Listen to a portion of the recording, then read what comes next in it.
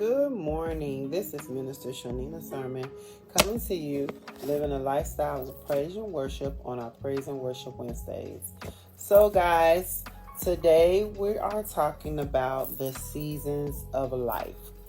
And so I wanted to share with you something that I have been allowing God to minister into my heart with about the seasons of life.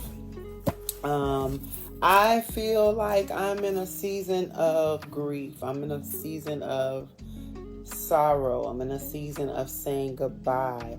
I have experienced losing a lot of people in the past 2 years of my life.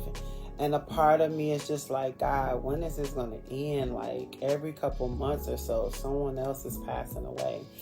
And so God took me to Ecclesiastes 3, verse 1 through 8. And it says it's a time for everything. There is a time for everything and a season for every activity under the heavens. A time to be born and a time to die. A time to plant and a time to uproot. A time to kill and a time to heal. A time to tear down and a time to build. A time to weep and a time to laugh. A time to mourn and a time to dance. A time to scatter stones and a time to gather them. A time to embrace and a time to refrain from embracing.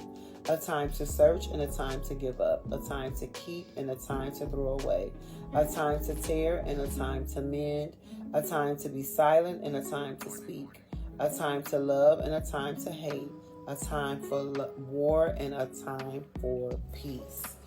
And so as I started pondering on this scripture, it made me think about the seasons of the 4 seasons, our natural 4 seasons, summer, winter, spring, and fall, and how this scripture basically is saying there's a time and a place for everything. Now, some people may say, oh, life just be life. And some people may say, you got to take the good with the bad. But I heard the seasons. It was the seasons. The word the seasons kept sticking out to me. And it made me think about how each season, all 4 seasons, have an appointed time. There's a time for it to be winter. There's a time for it to be summer. There's a time for it to be spring. There's a time for it to be fall. And each season has purpose. And also, each season has an allotted time frame. Now, it's supposed to be typically about 3, maybe 4 months, 3.5 months for each season. But God began to show me how each season has its own designated time. And there's never a time where one season will overlap another. Sometimes it feels like it, because I don't know about y'all, but winter just seems like it goes on forever. But realistically, it has the same time frame, the same amount of time that spring has. It has the same amount of time frame that summer has. It has the same amount of time frame that the fall has.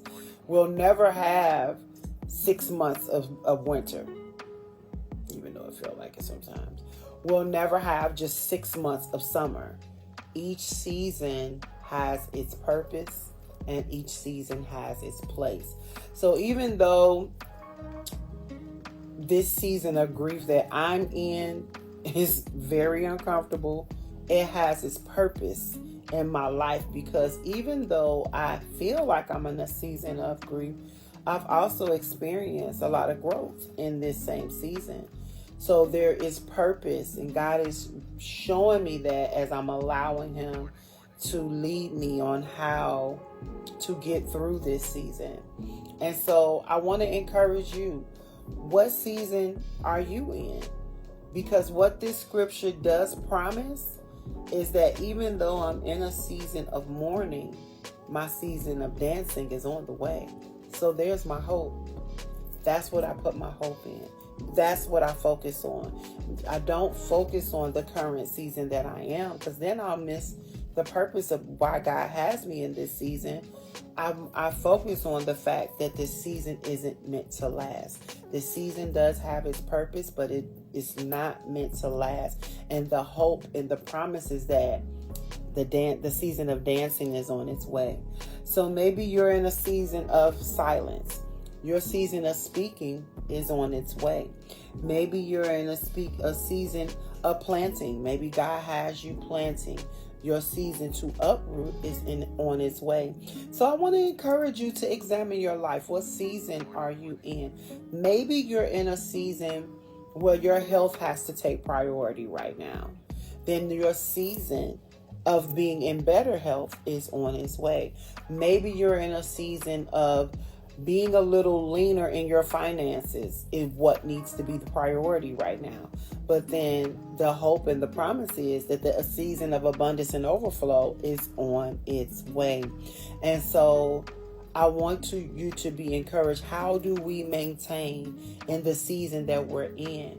We utilize our tools. We have been talking about our prayer, praying, staying in the secret place. We've been talking about our praise, continuing to keep a praise on our lips, continuing to utilize our tools, continuing to stay connected to the vine, continuing to stay in the secret place, continuing to not give up, to stay hopeful, to continue to believe, to exercise our faith, because Galatians 9 tells us, let us not become weary in doing good, for in the proper time, and some version says in due season, we shall reap a harvest if we do not give up.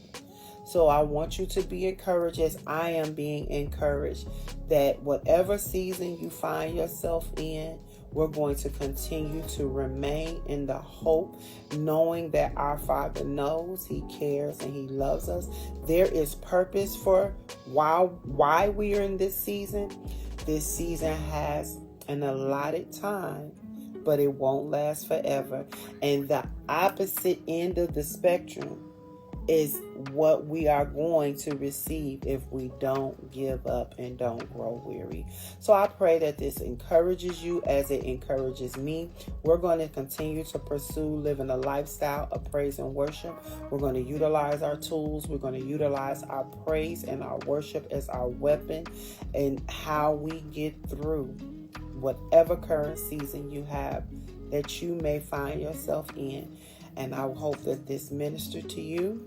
This is Minister Sheilnina sermon saying be blessed and have a great day.